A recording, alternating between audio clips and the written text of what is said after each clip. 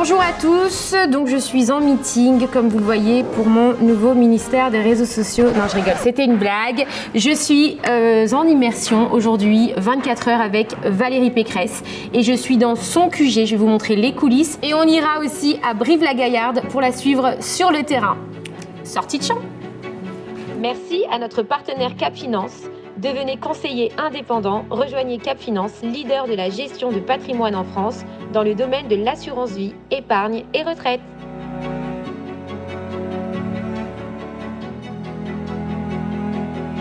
Est-ce qu'on peut se tutoyer ?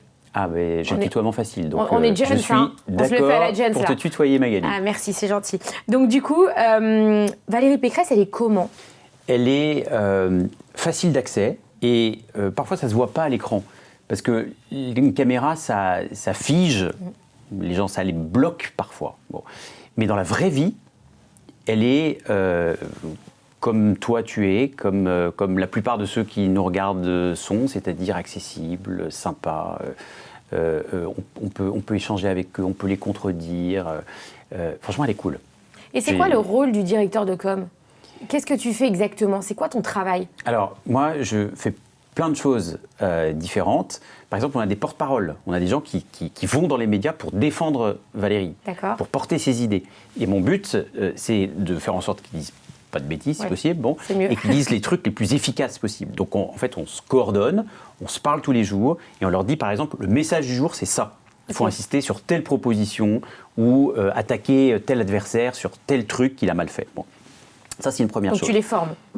On les coach. D'accord, oui, tu les coaches. Et le deuxième truc qu'on fait, c'est qu'on aide Valérie à préparer ses émissions. Parce qu'une émission, c'est lourd, il y a quand même plein de thèmes qui sont abordés, et donc on lui fait des notes sur l'actualité, sur ses propositions, sur comment elle peut parer les coups si elle a des adversaires en face dans des débats, comme par exemple le débat qu'elle a fait avec Zemmour, où on a démonté Zemmour, parce qu'on est allé sur sa logique à lui, et il est tombé comme un château de cartes, parce qu'on lui a expliqué quand il dit par exemple l'immigration zéro, et on lui dit mais attendez, l'immigration zéro c'est juste pas possible, ça n'existe pas. Et il dit ah non, mais d'ailleurs il y aura des visas. Bon bah ok, donc ça veut dire qu'il n'y a pas d'immigration zéro. Ça, c'est des moments de télé où Valérie, parce qu'elle est super offensive et qu'elle bosse ses dossiers, et bah, l'adversaire en face, il s'effondre parce que tous ses fondamentaux, toute son idéologie s'est retrouvé complètement capote. Donc, en fait, c'est ça qu'on l'aide à faire, c'est-à-dire à préparer ses arguments et à cibler ses adversaires, parce qu'il ne faut pas se leurrer, c'est un combat. Il n'en reste qu'un à la fin, donc il faut être le meilleur, c'est tout. C'est une guerrière un peu alors. Et elle, c'est une guerrière. D'accord. Et il paraît qu'elle est meilleure justement en débat qu'en meeting. Oui, en fait, elle est meilleure avec les autres que toute seule. D'accord. Et elle n'est pas... franchement, je ne pense pas que ce soit une bonne comédienne. Et je vais te dire un truc, ça me rassure. Parce que des beaux parleurs et des comédiens en politique, il n'y a que ça. Elle, ce qu'elle aime, c'est faire. Elle aime trouver des solutions, fabriquer des choses qui vont changer la vie des gens. Voilà. Elle est concrète. Donc, ce qu'elle aime, c'est, comme on est en train de faire, c'est-à-dire discuter, être contredit, pouvoir répondre, convaincre son interlocuteur. Mais le truc avec le pupitre tout seul, avec la caméra figée, c'est moins elle. Ça s'est vu d'ailleurs, mais c'est pas grave. Moi, je trouve que c'est plutôt positif. Bon. Mais le problème, c'est qu'on est dans une société de communication, d'hyper-communication, où on juge les gens aux apparences et on juge plus une femme qu'un mec. Parce qu'une femme, on regarde la manière dont elle est coiffée. En fin de journée, si elle fait un meeting, est-ce qu'elle est encore bien coiffée ? Est-ce qu'elle est encore bien maquillée ? Est-ce qu'elle a mis une jupe ? Est-ce qu'elle a mis un pantalon ? C'est pas facile pour une femme, la politique. Et c'est un homme qui te le dit. Bon. Et comment tu gères justement parce que moi, j'ai regardé un petit peu en spectatrice, tu vois, un petit peu ces moqueries. Toi, en tant que directeur de com, tu lui dis quoi ? Est-ce que ça lui arrive de baisser les bras et de se dire, c'est lourd, quoi ? Alors, il y a des moqueries, comme tu dis, il y a des attaques qui ont cherché à la ridiculiser. D'abord, je pense que, ça n'explique pas tout, mais d'abord, je pense qu'on veut plus facilement ridiculiser les femmes, parce que l'idée qu'une femme puisse diriger des hommes, ça en bouscule encore certains. Voilà, il faut se dire les choses. Ouais. Mais ça n'explique pas tout. Il peut y avoir aussi des erreurs de communication. Moi, je les assume totalement et je me sens responsable de tout. Et les erreurs, ça se rectifie. Et l'intérêt de faire une erreur, c'est que tu ne le refais pas la deuxième fois. Et puis, il y a, il ne faut pas se leurrer, des adversaires qui, parce qu'ils sont pas aussi bons que nous sur le fond, c'est-à-dire sur les idées, sur les propositions, tentent de nous caricaturer, de se moquer, de nous ridiculiser sur la forme. Mais ça peut être... On a fait par exemple une réunion dans ce bureau, qui est le bureau de Valérie. On a fait une réunion au moment du début de la guerre en Ukraine, où elle a rassemblé des anciens ministres de la Défense et des militaires. Donc une réunion sérieuse sur un sujet quand même compliqué, douloureux. Il y a quand même les chars russes en Ukraine. Et bien, tu sais quoi ? Tu as des réseaux sociaux et nos adversaires qui n'ont retenu qu'un seul truc, que tu as sans doute dû voir, c'est que la nappe qui avait été mise pour la table était mal repassée. Tu vois le niveau dans lequel certains tombent, qui est un niveau d'indignité, où en fait, faute de pouvoir faire une réunion avec des personnes aussi chevronnées qu'elle elle-même a réunies, parce qu'elle est entourée de gens top, eh ben, ils préfèrent se concentrer sur est-ce que la nappe est repassée. La politique, c'est quand même pas ça. Et si on respecte les Français, si on veut que cette élection présidentielle sert à quelque chose, et c'est exactement ce que tu fais avec ces interviews-là, c'est que tu veux que les jeunes, et pas que les jeunes, se disent « mais merde, je vais voter, c'est mon avenir qui est entre mes mains ».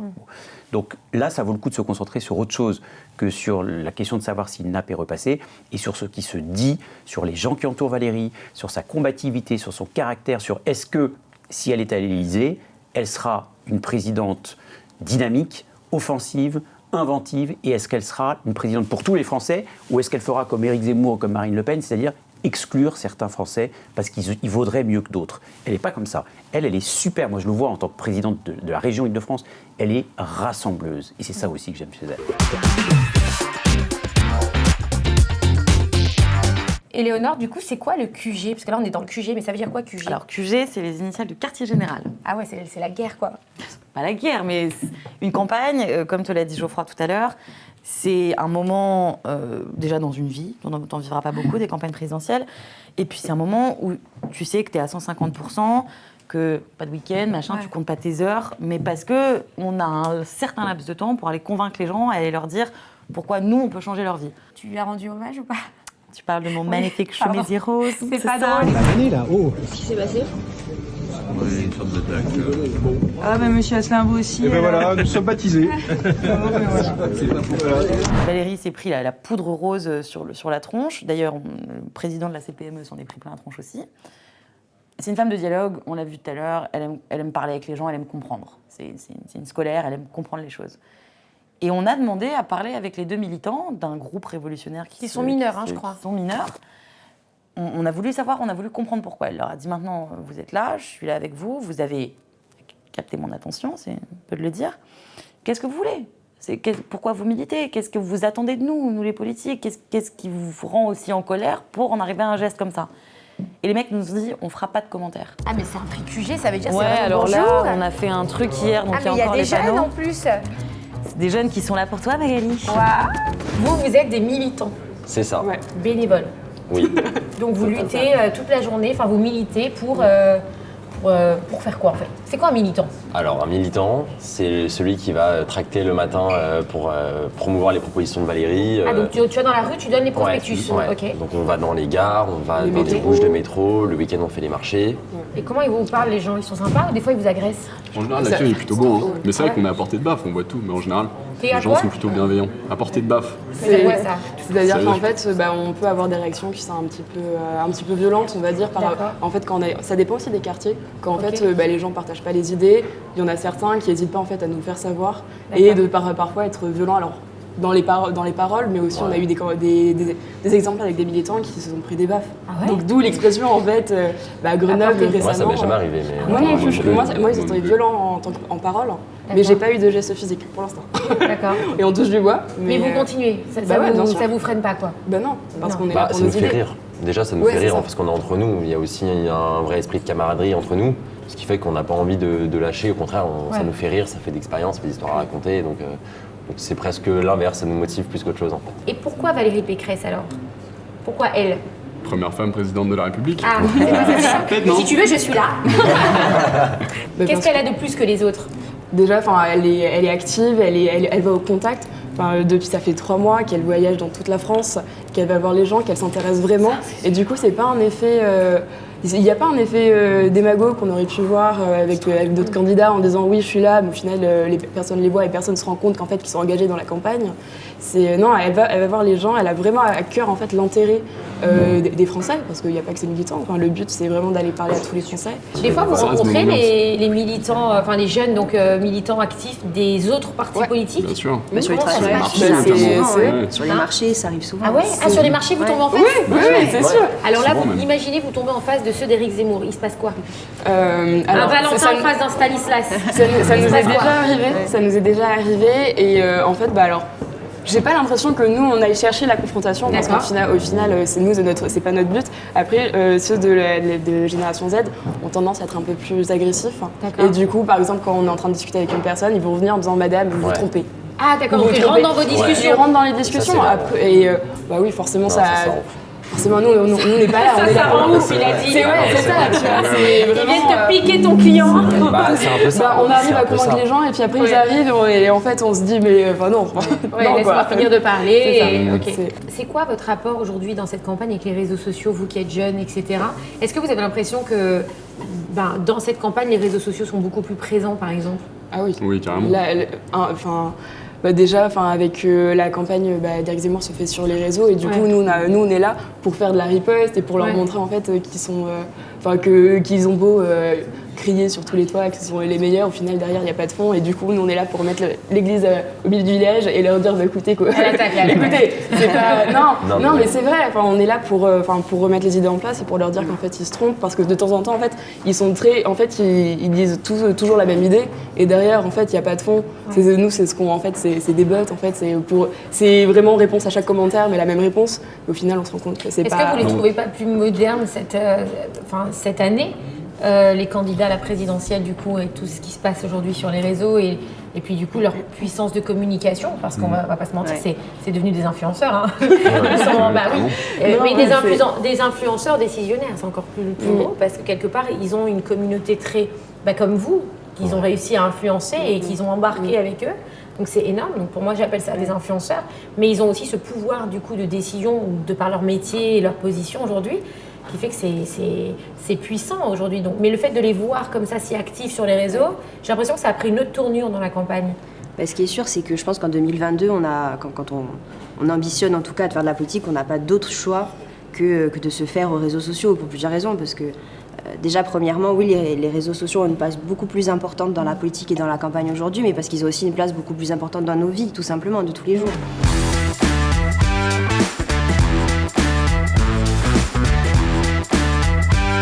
À chaque fois qu'il y a un déplacement chez les candidats à la présidentielle, souvent le midi, ils déjeunent avec les élus.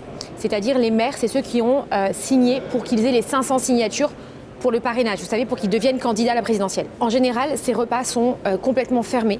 C'est-à-dire que personne n'a accès à ces déjeuners. La presse doit rester dehors.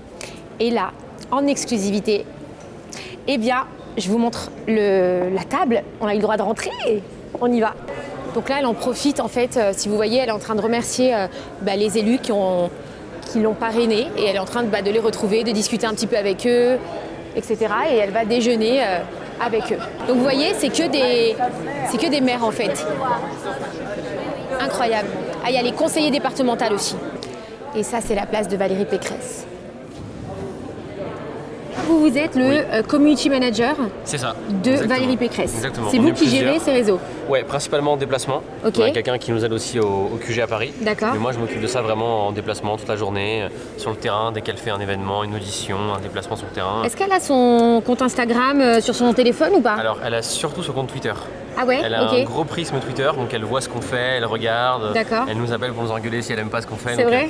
Non, j'abuse un peu, mais en vrai, elle a beaucoup Twitter parce que ça lui permet de rester au courant de l'actualité. Okay. Donc ça, pour elle, c'est important. Et à une époque, elle tweetait beaucoup, pendant notamment les régionales ou avant la région. Maintenant, elle a moins le temps parce que les séquences s'enchaînent beaucoup, donc on le fait pour elle. Mais elle aime bien voir ça, pour voir ce qui se dit sur elle, se tenir au courant de l'actualité. Vraiment, je pense que de tous les réseaux, celui qu'elle préfère, c'est Twitter. Voilà. Ça fait combien de temps que vous travaillez avec Valérie Pécresse? Moi, ça fait 5 ans. J'ai commencé fin 2017, début 2018. Très jeune. Oui. En fait, c'est ma première patronne. J'ai 26 ans. Ah, c'est votre première patronne? Ouais. Et elle est comment en tant que patronne, Valérie Pécresse? Elle est à la fois très exigeante et très bienveillante. D'accord. Enfin, il n'y a rien qu'elle nous impose à nous, qu'elle ne s'impose pas à elle. D'accord. Ça met la barre assez haute. Et en même temps, c'est quelqu'un de très bienveillant. quand on a des moments un peu difficiles, un peu compliqués, elle sait être là, elle sait être quelqu'un à l'écoute de ses collaborateurs. Et elle ne subit pas trop de violence sur les réseaux en tant que femme, en tant que personnalité publique, très exposée? Je pense que c'est très violent parce que les réseaux sont un monde assez violent globalement. Et comme en plus c'est une femme politique, il y a toute une violence très misogyne, très sexiste à son encontre. Et je pense qu'elle le voit, parce qu'elle a Twitter, donc parfois elle voit les messages qui sont prononcés contre elle. Mais Valérie, ça fait 20 ans qu'elle fait de la politique. Elle a été ministre, elle a été présidente de région, elle est toujours présidente de région. Donc elle est habituée à cette violence-là, elle est habituée à ce combat-là. Mais c'est vrai que quand on a une femme politique qui plus est en présidentielle, c'est toujours très violent. Et je pense qu'il y a des attaques qui forcément la touchent parce qu'on parle de sa famille, de son mari, de ses enfants. Mais je pense qu'elle a le cuir solide et qu'elle a suffisamment d'expérience pour ne pas se laisser abattre et toucher par ça.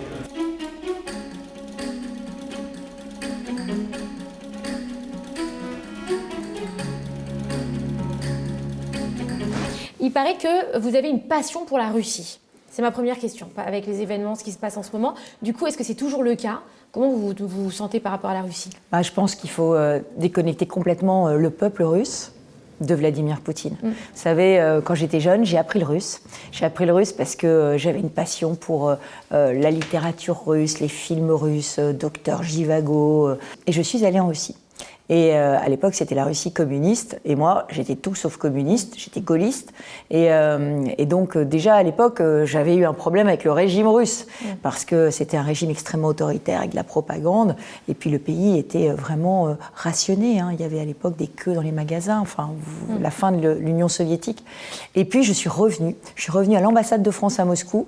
Parce que j'étais la seule russophone de ma promotion. Donc, on m'a envoyé travailler à l'ambassade de France à Moscou. Et donc, j'ai connu la Russie à un moment de grande transformation. Et le peuple russe, vous savez, il est très francophile. Il adore la France.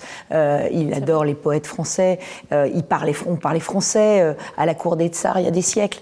Donc, c'est très triste de voir ce qui se passe aujourd'hui. C'est très triste de voir Vladimir Poutine, ce dictateur qui emmène la Russie dans la guerre et dans une guerre contre l'Europe, alors que le peuple russe, lui, eh bien, en fait, lui, il aimerait être européen, il aimerait au contraire qu'on ait vraiment Vladimir Poutine. Je n'ai jamais eu le moindre lien avec Vladimir Poutine. J'ai toujours vu cette dérive autoritaire de Vladimir Poutine et j'ai même mis en garde Emmanuel Macron contre cette dérive autoritaire parce qu'en fait, ça fait des mois que Vladimir Poutine menace l'Europe, menace la France, les intérêts français. Et moi, j'avais tiré la sonnette d'alarme, j'avais dit attention, Vladimir Poutine, aujourd'hui, il est dans une logique autoritaire, il est dans une logique d'affaiblir la France. Il faut qu'on ouvre immédiatement le dialogue, il faut qu'on commence tout de suite à lui dire stop. Et malheureusement, ça a été fait que trop tardivement. Emmanuel Macron s'est rendu compte de la situation, mais très tard. Et c'est ce que je lui reproche dans cette crise. Pas les sanctions qu'il a prises contre Poutine, qui sont totalement justifiées, mais le fait d'avoir attendu beaucoup trop tard. Vous savez qu'il n'avait pas eu pratiquement de relation entre Macron et Poutine depuis 2019. Donc forcément, il n'a pas vu ce qui se passait, la montée des tensions. Et ça, c'est le reproche que je fais à Emmanuel Macron. Si en moins d'une minute, je vous demandais de me dire à moi, qui ne vote pas, qui ne comprend rien à la politique, pourquoi je dois voter Valérie Pécresse? Il faut voter pour moi parce que je vais remettre de l'ordre dans le pays. Aujourd'hui, il y a trop de violence. Trop de violence dans la rue, trop de violence dans la société. Il faut aussi remettre de l'ordre à nos frontières. C'est pas on laisse entrer tout le monde, c'est on choisit qui on laisse entrer. Et puis on assimile à la nation française. Et puis je veux reconstruire les services publics, l'école, pour que l'ascenseur social fonctionne à nouveau. Il ne fonctionne plus. Et puis la santé, parce qu'aujourd'hui il y a trop de déserts médicaux. On n'a plus accès à la santé, l'hôpital est à bout de souffle. Et puis je veux revaloriser le travail. Je veux que quand on travaille, ça paye. Et je veux 10% de hausse des salaires nets pour tous ceux qui travaillent. Il paraît que vous avez du mal à vous débarrasser un peu de cette image, je me permets de dire ce qui se dit, blonde un peu bourgeoise. Mais moi, vous savez, je suis une battante et je suis une femme de terrain. Et je comprends les difficultés de vie des Français et je veux lutter contre les injustices. Moi, si je me suis engagée, c'est parce que je voulais lutter contre les injustices. Je voulais changer la vie des Français. Et c'est ce que j'ai fait dans ma région. Vous avez dernièrement débattu avec Éric Zemmour. Et ce qui est important, c'est qu'hier, j'ai démasqué M. Zemmour. J'ai démasqué son projet qui conduirait la France au désordre, à l'impuissance et à la faillite économique. Comment vous vous êtes trouvé? Et est-ce que si vous devriez le refaire, vous changeriez quelque chose Quelle est votre opinion de vous-même, en fait, par rapport à ce débat ? Moi, j'ai des idées, des projets. Je suis une écologiste des solutions. Je veux remettre de l'ordre. Et donc, je veux le débat. Et hier, j'ai débattu avec Éric Zemmour. Alors, Éric Zemmour, il est très, très violent en débat. Très, très violent en débat. Et moi, je me laisse pas faire. Je me laisse pas faire parce que quand on dit des mensonges, quand on dit des choses fausses sur moi, quand on essaye de me déstabiliser, je me laisse pas faire. Donc, je crois qu'effectivement, Éric Zemmour a eu affaire à forte partie. Il n'a pas l'habitude. Et surtout vis-à-vis d'une femme, puisque je crois qu'il avait dit que quand les femmes arrivaient, le pouvoir s'évaporait. Donc, je crois qu'effectivement, il a pris une leçon de féminisme hier. Vous dites souvent que vous êtes la seule à pouvoir vaincre Emmanuel Macron. Et surtout, je suis la seule qui a un vrai programme d'alternance possible, faisable, qui n'amènera pas le désordre et la faillite. Parce que les extrêmes, ils ont des programmes qui sont des programmes ultra radicaux qui n'arriveront pas à mettre en œuvre. Je l'ai démontré hier en débattant avec Éric Zemmour. Il dit migration zéro, c'est absolument impossible. Il dit islam égale islamisme, c'est pas vrai. Donc ils ont des programmes qui sont complètement radicaux, qui n'arriveront pas à mettre en œuvre, donc ils seront totalement impuissants. En revanche, moi j'ai un programme d'alternance à Emmanuel Macron. Moi je propose de faire tout ce qu'Emmanuel Macron n'a pas fait pendant son quinquennat. Une vraie politique énergétique pour que l'énergie soit moins chère, une vraie politique pour remettre de l'ordre et de la sécurité avec des sanctions. Parce qu'Emmanuel Macron est toujours dans la culture de l'excuse. Alors il met des policiers, mais comme il n'y a pas de juge derrière, il n'y a pas de sanctions. Et donc on a des jeunes de plus en plus violents, avec une bonne partie de la jeunesse qui est victime, elle, de ces violences. Et puis, je veux faire les réformes. La réforme des retraites, par exemple, qu'il n'a pas faite. Pourquoi il faut la faire ? Tout simplement parce que c'est un droit social pour nos retraités de vivre dignement de leur retraite. La réforme de l'assurance chômage, la réforme de l'État, il faut tout simplifier. On est dans un pays d'hyper-bureaucratie. Quand on veut entreprendre, quand on veut construire, quand on veut chercher, quand on veut créer, il faut demander 78 000 autorisations. Ce pays n'est pas gouverné, il est gouverné par une administration qui a multiplié les normes et les règles et les règles et les normes. Et on perd trop de temps. Dans les autres pays, on construit beaucoup plus vite, on entreprend beaucoup plus vite. Et alors, qu'est-ce qui se passe ? Nos jeunes, ils s'expatrient. Ils s'expatrient ailleurs parce que c'est plus facile. Donc moi, je veux ce choc de simplification. Et moi, je le ferai. Je l'ai fait dans ma région et je le ferai pour la France. Du coup, l'expérience de votre région vous porte quand même effectivement cet atout par rapport à la présidentielle, donc vous pouvez vous servir de ce que vous avez pu faire. D'ailleurs, vous avez dit qu'en cas de condamnation pour violence sur les femmes, vous vouliez avancer le délai de jugement à 15 jours, c'est ça ? Ah, même plus que ça. Moi, je veux faire une juridiction spécialisée sur les violences faites aux femmes.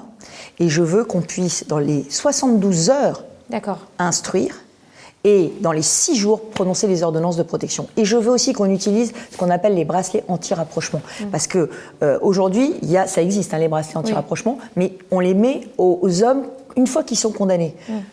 Quand ils sont condamnés, c'est qu'ils ont déjà tapé. Moi, ce que je veux, c'est que dès qu'il y a une plainte, on mette les bracelets anti-rapprochement pour protéger les femmes. 85% des femmes qui meurent sous les coups de leur conjoint ou de leur ex-conjoint, elles avaient porté plainte avant. Et puis il y a une autre injustice aussi pour les femmes, c'est les mamans solo. Les mamans solo qui ont des pensions alimentaires, vous savez, pour leurs enfants, elles sont fiscalisées, ces pensions. Donc elles rentrent dans le revenu de la femme, alors que c'est juste pour leurs enfants. Moi, je les défiscaliserai parce que ça leur fait perdre souvent des aides au logement, ça leur fait perdre parfois des bourses ou de la prime d'activité. Je vous pose la même question que j'ai posée à Anne Hidalgo et à Marine Le Pen. Est-ce que c'est possible aujourd'hui, est-ce que c'est pas trop dur d'être une femme en politique en 2022 ? C'est dur pour toutes les femmes aujourd'hui d'arriver à des postes de responsabilité et en politique comme dans tous les autres métiers. Mais ce que je crois, c'est que il faut à la fois se battre, il faut être compétente et il faut être aussi tenace que les hommes, voilà, pour y arriver. Vous êtes une femme de poigne ? Je suis une femme avec des préoccupations aussi de femme, une vie de femme. Donc c'est vrai que ça change peut-être mon regard sur certains sujets. Mais c'est vrai que je suis quelqu'un d'extrêmement énergique. Vous savez, pour diriger la première région d'Europe, il faut être extrêmement énergique. Il faut savoir diriger des équipes. Mais moi, j'ai un mode de direction qui est un mode de direction où je m'appuie beaucoup sur mes équipes, je fais confiance et j'ai une direction qui est très collégiale et c'est ça qui permet d'avancer. Je n'ai pas une direction solitaire et autoritaire. Que prévoyez-vous pour lutter contre le cyberharcèlement? Puisque moi, j'ai beaucoup de gens qui me suivent effectivement des réseaux sociaux. Donc notre fléau à nous, c'est vraiment les réseaux. Qu'est-ce que vous allez mettre en place? Est-ce que vous accepteriez peut-être l'idée d'étudier un ministère aux réseaux sociaux ou autre chose, mais pour réglementer tout ça? Il faut que l'Europe ait une politique commune, parce que si l'Europe est tout ensemble, à mon avis, on arrivera à faire plier les grandes plateformes. Nous avons besoin aujourd'hui de pouvoir lever l'anonymat sur les réseaux sociaux quand il y a du cyberharcèlement ou quand il y a des délits qui sont commis, parce qu'aujourd'hui, le monde cyber, c'est aussi le monde de la criminalité. Moi, je veux une cyberpolice. Dans ma région, on a déjà créé un cybercampus pour développer la cybersécurité. Je veux une cyberpolice qui soit très solide. Je veux aussi une cyberjustice qui connaisse les procédures, qui puisse obtenir des autorisations dans le monde entier pour pouvoir poursuivre. C'est très important parce qu'aujourd'hui, on voit bien qu'on a un monde entier qui est en train de se constituer et dans lequel on n'est pas en sécurité. Et puis, je pense qu'il faudra, à un moment donné, que la régulation se fasse. C'est pas interdire les pseudos sur Internet, mais c'est que quand on ouvre des comptes, on donne son identité, de façon à ce que s'il y a une plainte, on puisse aller rechercher l'identité. Mais à un moment donné, le monde du cyber ne pourra pas rester sans régulation. Les réseaux sociaux font tout pour capter l'attention, donc les jeunes sont sur ces réseaux, les jeunes et les adultes, et on se prend des montagnes de cyberharcèlement. Et puis, j'ajoute qu'à l'école, moi j'ai lancé des campagnes dans ma région, mais il faut le faire au plan national, sur justement le bon usage des réseaux, savoir se déconnecter et puis surtout savoir se protéger et ne pas mettre ses données personnelles sur le net. Parce que beaucoup de jeunes mettent leur vie sur le net et après, il y a un mauvais usage qui est fait de ces données. Est-ce que je pourrais être votre ministre aux réseaux sociaux? Ah, mais écoutez, en tout cas, non, ce qui est sûr, c'est que moi, je veux m'entourer de ministres compétents. Et je pense que dans la société civile, on aura besoin d'aller chercher les talents. Parce que sur le monde cyber, les politiques, ils ont souvent un temps de retard. Bon, ça va, on va alors dire je suis comme là. ça. Et pour terminer, si je dois résumer votre campagne en 3 mots-clés, vraiment 3 mots-clés, qui sont les 3 mots les plus forts pour votre campagne, c'est quoi? Ordre, liberté, dignité. Voilà, moi je veux remettre de l'ordre dans la rue, à nos frontières, à l'école. Je veux plus de liberté pour tous ceux qui entreprennent, qui créent, pour les territoires. Je veux que les Français se sentent libres d'aller habiter où ils ont envie, qu'ils puissent avoir des prêts pour avoir accès au logement là où ils veulent. Je veux beaucoup de liberté, je veux que les jeunes puissent franchir le plafond de verre, je veux que les femmes puissent s'émanciper. Donc liberté, dignité. Que le travail paye, qu'on gagne plus quand on travaille, qu'on vive dignement de sa retraite, que les personnes en situation de handicap trouvent toute leur place dans la société, que nos aînés dans les EHPAD, on les traite dignement. Je veux remettre sur pied une santé. Donc je dirais ordre, liberté, dignité.